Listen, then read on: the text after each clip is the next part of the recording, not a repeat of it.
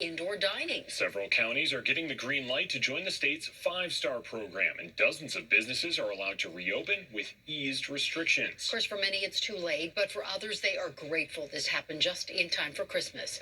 Denver 7's Addie Guajardo is in Douglas County with more.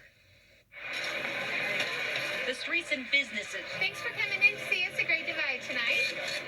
Are buzzing with cheer. Christmas came early. I was so excited. The Great Divide Brewery and Roadhouse is one of 18 restaurants in Douglas County given the green light to reopen indoor dining, bringing back jobs. They were thrilled. Some of them are crying.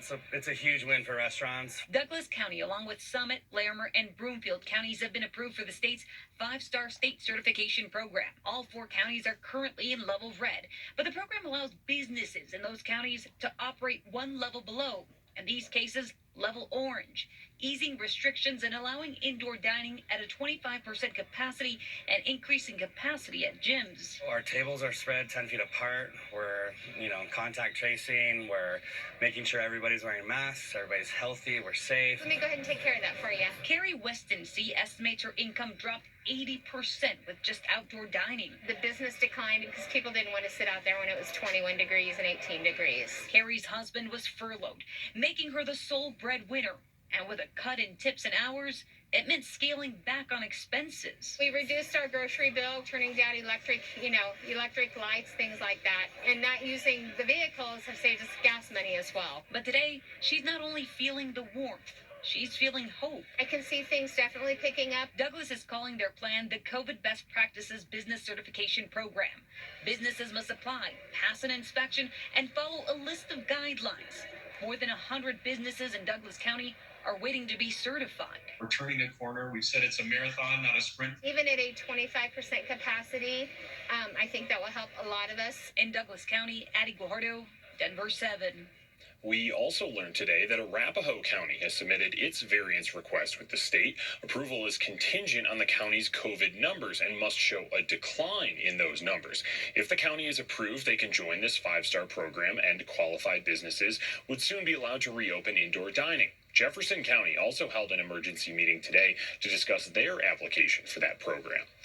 Tonight, the fate of the COVID relief package that took Congress months to negotiate is still in limbo, and those stimulus checks for millions of families are at risk. President Trump is now calling the bill a disgrace, still demanding more than double the amount for those stimulus checks. The president's own Treasury Secretary said those checks could arrive as soon as next week, but that may not happen.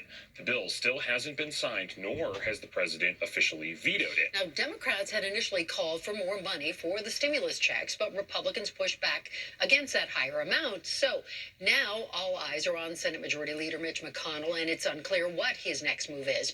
We also can't lose sight of those federal unemployment benefits and the nationwide eviction moratorium. Both are set to expire in a matter of days, and extensions for both were part of this relief package. As we head into the Christmas holiday, here is the good news on Colorado's coronavirus front. For the first time since late October, our 7-day positivity rate has dipped below 7%. The goal is to get that number under 5%.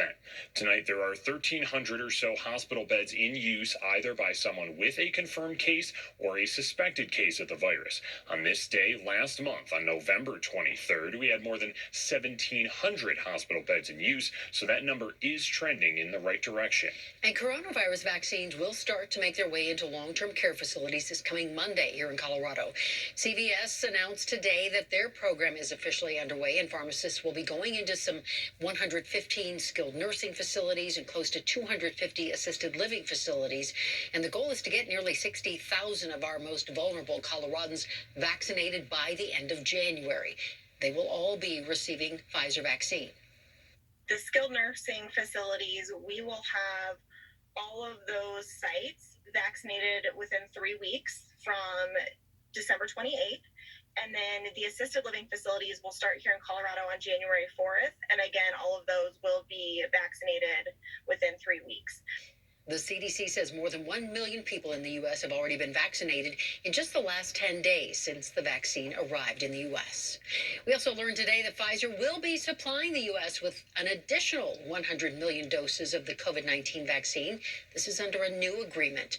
The drug maker expects to deliver all of those doses by the end of July. Pfizer already has a contract with the government to supply 100 million doses of vaccine. Boulder County wants to build a massive compost facility in Longmont. It's part of the